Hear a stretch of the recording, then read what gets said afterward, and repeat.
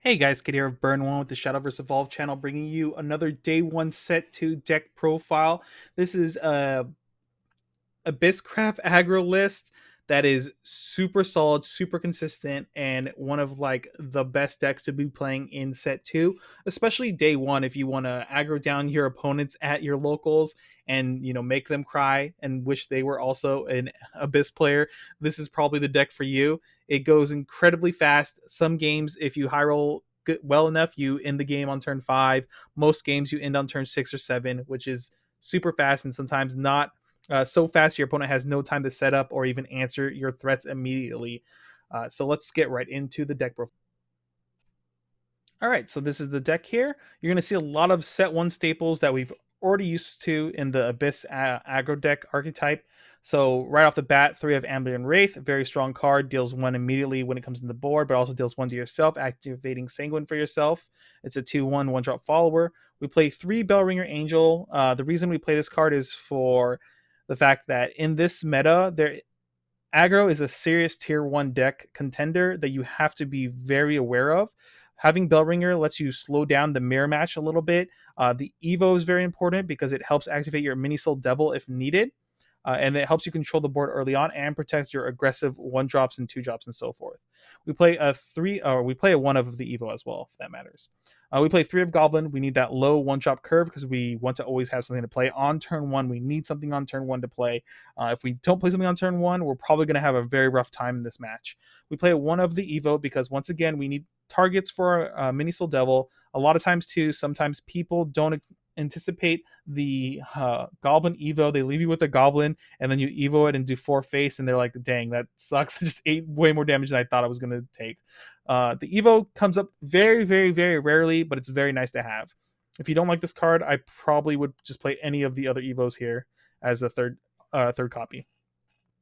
Skeleton Fighter, 2/2. And if we have Sanguine activated for us, it gets a +1/+1. So, like, one of the greatest turn 2 plays, or like in general, is like turn 1, Bellringer Angel, turn 2, Ambling Wraith into Skeleton Fighter. That's, what is it? 5/4 worth of stats on the board on turn 2, protected by a ward as well. It's very powerful. Into our 2-drops, Mini Soul Devil. This card is insanely powerful. It's a 3/2, but it has the effect when one of your other followers evolves, deal 2 damage to all enemy leaders. So you can drop this on turn 2. If they don't answer it, turn 3, you can play something like Playful Necromancer Evo. They take 2 face damage along with 3 ghost damage when you Evo it into the Evo form. Trick Dillahan. So this is another very solid 2-drop, another 3/2, and it has Fanfare, put a ghost into your EX area, and as Necrocharge 10, you put 3 ghosts in your EX area instead. The 10 doesn't come up too often, but when the game goes a little bit longer, if you're playing like a mirror match or something, having the extra 3 is very, very good for you. The fact that you get an EX ghost in the EX zone also lets you let it sit there for a while, and you can bring it out and deploy it the best time when you want to get in for face, or get in for face and then soul convert that card away. Play a 3 of White Vampire Noble. Is a very solid 2/2. The stat line isn't as great as these just because the non-evolved form isn't as amazingly aggressive, but the fact is you get to evolve this on 3, which helps activate your Mini Soul Devil. We play this as a 3 of, and the evolved form obviously is a 2 of. It becomes a 3/3, which is respectable, but it has both forms have strike, put a force bat into the field, not the X zone, into the field, so you get it immediately. You can soul convert it away too if you want to. And then on evolve, you put a force bat into your EX area, which is once again another card you can hold there, bring it out when you need it, maybe get in for 1 or trade into something. Or if you get in for 1, you get a soul convert that bat away to turn it into 2 cards. Next, 3 of Playful Necromancer is probably one of the best 3-drops available to Abyss. 2 of the Evo. When it Evo, you becomes a 4/4 and you put 3 ghosts into the field immediately. So this is like 7 damage on the board immediately. You can run like 3 into face, then soul convert one of the ghosts away, or trade in the ghost to like clear up the board a little bit, and then swing in the 4/4 if you need to clear more of the board.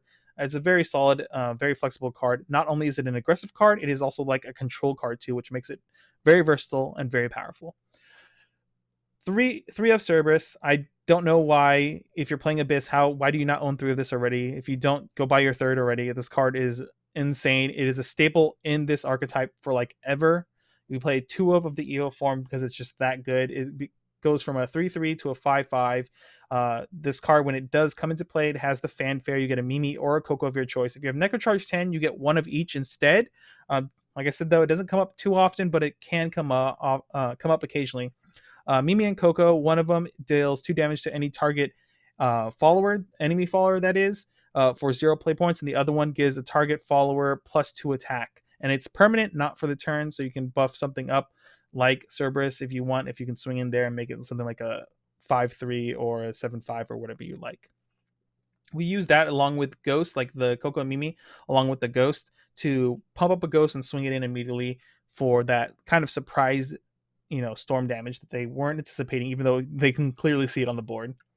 And obviously, Evo form, you put Mimi and a Coco into your EX area. This is why we have to play the Evo form, because it's just so good. It becomes a 5/5. It's a very good stat line in general. It does cost 2 to Evo, obviously. So sometimes this is a turn 6 play. If you go second, it's a turn 5 play. Soul Dealer. This is one of the most insane cards printed for Abyss in set 2. I think this is the card that makes set 2 Abyss tier 1, in my opinion. So Soul Dealer is a 4-drop 6/5 that's crazily overstated for a 4-drop. So if you drop this on curve, it is insane. It's so hard for your opponent to deal with. It costs 2 to evolve, which is okay. So we can't cheat it out on turn 5 immediately, or on turn 4 and evo it immediately. But on turn 5, you can, cheat this out if need be on the same turn, and evo it on the same turn if you want.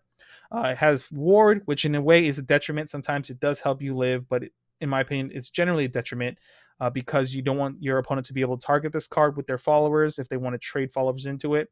It has fanfare, deal 3 damage to your leader, so we have to give up some life to have the overstated 6/5 guy out on curve.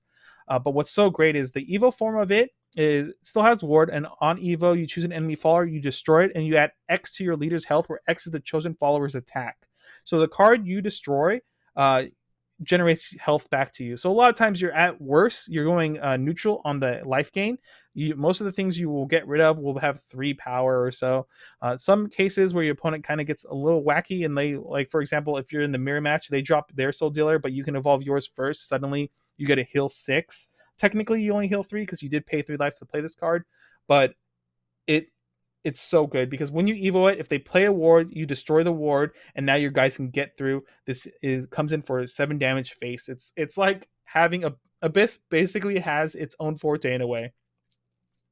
What's insane about this card is, I just want to clarify that when you play this card on curve, you never want to engage the ward. You want to make sure this lives, and making it as hard as possible for your opponent to deal with this card. So if you don't want to engage this for the ward, because if they can start trading followers into it, then you won't be able to go next turn evo plus another storm follower or something like that to hit 7 face damage plus whatever. And like the ability to like remove any big guys your opponent puts out for like wards is really good too. This card is infinite value in my opinion. This card's so good. You better get 3 day 1 if you plan to play Aggro Abyss. We play 3 of Soul Conversion because this is our draw engine. We need it when we need gas. A lot of times too, you will use Soul Conversion on your Bellringer Angel to draw 3. Since Bellringer Angel does not deal any damage when they do swing into it, you can just pop it away with Soul Conversion to draw 3 cards. You will make plays where you play Bellringer Angel and immediately pop it with Soul Conversion to find your Razor Claws or your Demonic Strikes to get lethal. It's really important to do those things. So you want to get as much value out of Soul Conversion as possible. Bellringer Angel helps you do that. Razor Claw and Demonic Strike. This is how we get through things once it gets to the end game. A lot of games, you will close games out just by going Razor Claw, Demonic Strike, Demonic Strike, Demonic Strike, or Razor Claw, something like that. You get in there for the face damage immediately. They both obviously work as ways to deal with the board if need be, but ideally you want to get face immediately with these cards. That's what makes them so good. We play 1 of Execution because if we do play against Sword, sometimes the game goes long. If they do end up resolving their Leonidas and getting the banner out, we want at least some way to answer it one time. If we can answer it once and they don't gain the rush with all their followers, usually we can kind of close out the game at that point. But honestly, with this deck, your game plan is in the game between turn 6 and 7 is usually when it happens. If you high roll with this deck and get the perfect curve, a lot of games will end on turn 5. if your opponent has no really good answers early on. If your opponent bricks the first couple turns of the game, you've probably won the game. As long as you have a turn 1, 2, and 3 play, you probably won the game at that point, because this deck is so aggressive and so fast at ending your opponent's life that they have to respect aggro in the next set. Abyss becomes super powerful, and if you like Abyss, this is your time to shine. Especially if you like aggro, this is probably the best time you can be playing aggro right now to possibly destroy your locals, win your invites to regionals or whatever you're going to do with it. This deck is super solid. I've playtested it a bunch, and I had a lot of fun playtesting with this deck. I highly recommend it to anyone thinking about playing Abyss in set 2. Hopefully this helps you get get out there on day 1 and start destroying your locals and winning whatever prizing you have out there, for you Abyss players out there. Other than that, guys, I hope to see you guys in the next video. Later.